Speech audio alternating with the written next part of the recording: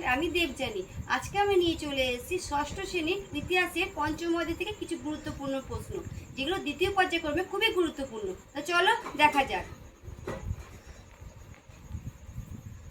পার্শ্বনাথ কে ছিলেন? জৈন তীর্থঙ্কর।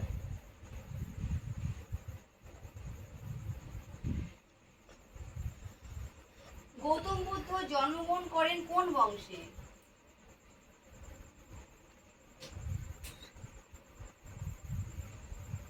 শাক্য বংশ। মগধের রাজধানীর নাম কি?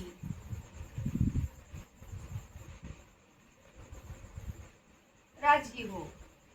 বজ্রীদের রাজধানীর নাম কি?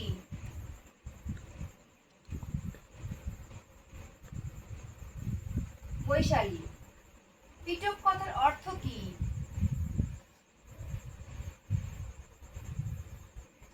ঝুড়ি। মার্গ কথার অর্থ কি?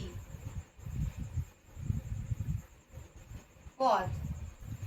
জৈন ধর্মের শেষ তীর্থঙ্করের নাম কি? Bardhaman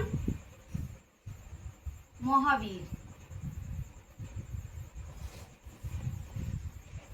So, thank you.